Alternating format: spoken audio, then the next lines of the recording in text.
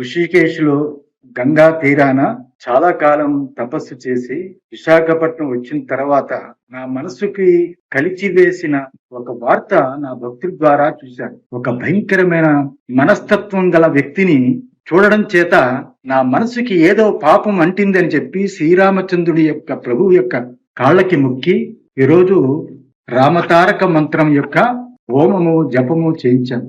ఈ రావణుడు లాంటి వాడు, ఇలాంటి వ్యక్తులు మన సనాతన హైందవ ధర్మాన్ని పరిరక్షించే మన పురాణ గాథలు, ఒక రామాయణము, మహాభారతము, ఇటువంటి కావ్యాలు ఎన్నెన్నో సమాజానికి ఆదర్శప్రాయంగా ఉండే చరిత్రని వక్రీకరించి ఈ దుర్మార్గుడు వాటిని వక్రీకరించి సీతమ్మ వారి గురించి, శ్రీరామచంద్ర ప్రభువు గురించి అనేక నీచాతి నీచమైన మాట్లాడాడు.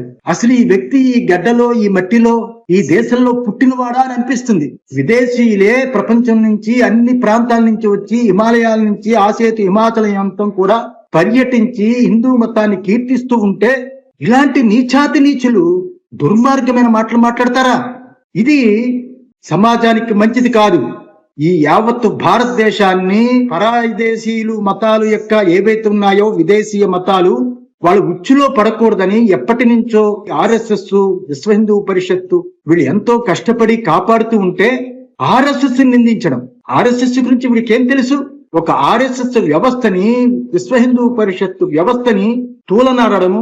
ఏ రోజైనా ఈ భారతదేశంలో హిందూ సమాజం బతికి ఉంది అంటే ఆర్ఎస్ఎస్, విశ్వ హిందూ పరిషత్తు, అలాగే అనేక మఠాలు, పీఠాలు, మాలాంటి విశాఖ శారదాపీఠం లాంటి మఠాలు, ఎన్నో సంస్థలు హిమాలయాల దగ్గర నుంచి కన్యాకుమారి వరకు హిందూ ధర్మాన్ని రక్షిస్తున్నాయి, హిందూ ధర్మం కాపాడుకుంటున్నాయి. హిందూ ధర్మంని నమ్మి ఎంతో మంది హాయిగా ఆనందంగా జీవించే అద్భుతమైన దేశము మన భారతదేశం. ఇలాంటి పుణ్యభూమిలో పుట్టిన మహాకావ్యాలు రామాయణము, భారతము ఇత్యాదుల్ని, ఆ పాత్రల్ని వక్రీకరించి తప్పుగా చూపించడం చాలా దారుణాతి దారుణం. గవర్నమెంట్ దీని మీద సరి అయిన చర్యలు తీసుకుని చట్టం ద్వారా ఇతనికి శిక్ష వెయ్యాలి. ఇంకొక వ్యక్తి, ఇంకొక యువకుడు, ఇంకొక ఎవ్వరు కూడా మతం మీద, ఇంత ధర్మం మీద ఇటువంటి కూతలు కుయ్యకూడదు. ప్రతి ఒక్క యువకుడు, యువత, పెద్దలు అందరూ కూడా దీన్ని పూర్తి స్థాయిలో విభేదించాలి. ఎవ్వరు ఈ రకంగా విదేశీయులే ఇలా మాట్లాడని వాళ్ళు ఈ దేశంలో ఇలా పుడితే వాళ్ళకి బుద్ధి చెప్పాలి. నేను కోరుకుంటుంది ఏంటంటే ప్రత్యేకంగా గవర్నమెంట్ మాత్రము ఇతనికి సరియైన శిక్ష వేయించాలి. సనాతన హిందూ ధర్మం ఏదైతే ఉందో దాన్ని పరిరక్షించడానికి కేంద్ర ప్రభుత్వం, రాష్ట్ర ప్రభుత్వాలు అన్ని కలిసి సరి అయిన దాని రక్షణ కోసం ఒక చట్టం చెయ్యాలని కోరుతున్నాం.